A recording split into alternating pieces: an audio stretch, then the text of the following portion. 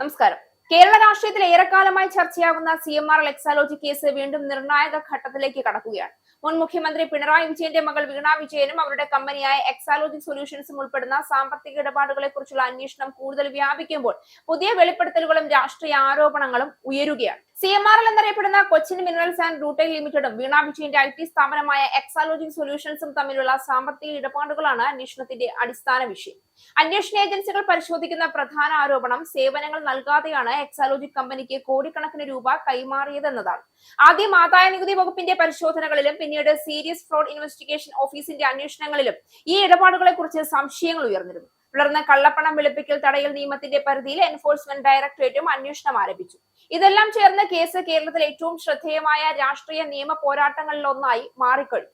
അന്വേഷണം മുന്നോട്ട് കൊണ്ടുപോകുമ്പോൾ ഉയരുന്ന പ്രധാന ചോദ്യം ഇതാണ്: ഇത് വെറും സാമ്പത്തിക ക്രമക്കേടുകളുടെ അന്വേഷണമാണോ, അതോ കേരള രാഷ്ട്രീയത്തിന്റെ ഭാവിയെ സ്വാധീനിക്കാൻ കഴിയുന്ന ഒരു നിർണായക വഴിത്തിരിവാണോ?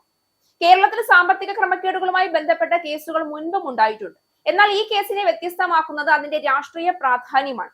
മുൻ മുഖ്യമന്ത്രിയുടെ കുടുംബവുമായി ബന്ധപ്പെട്ട ഇടപാടുകൾ എന്നതിനാൽ സ്വാഭാവികമായും പൊതുജന ശ്രദ്ധ കൂടുതലാണ്. ഇന്നലെ വീണ വിജയനെ മണിക്കൂറുകളോളം ED ചോദ്യം ചെയ്തത് അന്വേഷണത്തിന്റെ ഗൗരവം വ്യക്തമാക്കുന്നതാണ്. കുടുംബാംഗങ്ങളെയും കമ്പനിയുമായി ബന്ധപ്പെട്ട മറ്റ് വ്യക്തികളെയും ചോദ്യം ചെയ്യുന്നത് അന്വേഷണത്തിന്റെ പരിധി വ്യാപിപ്പിക്കുന്നു എന്ന സൂചന നൽകുകയാണ്.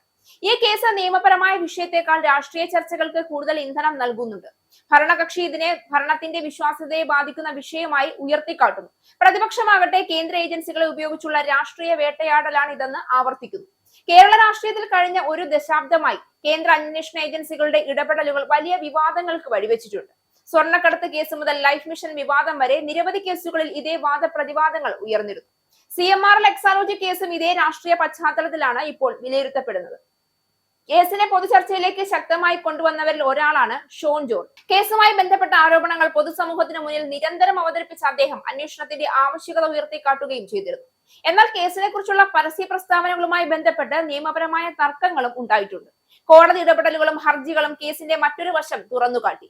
ഇത് അന്വേഷണത്തിന്റെ നിയമപരവും രാഷ്ട്രീയവുമായ സ്വഭാവം എത്രത്തോളം സങ്കീർണമാണ് എന്ന് വ്യക്തമാക്കിയിരുന്നു. ഈ കേസിൽ ഏറ്റവും ശ്രദ്ധേയമായ കാര്യം കോടതിയുടെ ഇടപെടലാണ്. ED അന്വേഷണം ചോദ്യം ചെയ്ത ഹർജികൾ പരിഗണിച്ച ശേഷം അന്വേഷണം തുടരാമെന്ന നിലപാടാണ് കോടതി സ്വീകരിച്ചത്. ഇതോടെ അന്വേഷണം കൂടുതൽ ശക്തമായി മുന്നോട്ട് പോകാനുള്ള സാഹചര്യം രൂപപ്പെട്ടു. സാധാരണ ജനങ്ങൾക്ക് ഈ കേസിൽ ഏറ്റവും പ്രധാനപ്പെട്ടത് ഒരു കാര്യമാണ്: സത്യാവസ്ഥ പുറത്തു വരുമോ എന്നത്. പണം കൈമാറിയിട്ടുണ്ടെങ്കിൽ അതിന്റെ നിയമസാധുത എന്താണ്? സേവനങ്ങൾ നൽകിയിരുന്നു, ഇടപാടുകൾ ബിസിനസ് രീതികൾ പാലിച്ചാണോ നടന്നത്? അന്വേഷണ ഏജൻസികൾക്ക് ഈ ചോദ്യങ്ങൾക്ക് വ്യക്തമായ ഉത്തരങ്ങൾ കണ്ടെത്താനാകുമോ എന്നതാണ് ഇപ്പോൾ പൊതുസമൂഹം ഉറ്റുനോക്കുന്നത്. CMRL എക്സാലോജി കേസ് ഇന്ന് കേരളത്തിലെ ഒരു സാധാരണ സാമ്പത്തിക അന്വേഷണ കേസ് മാത്രമല്ല.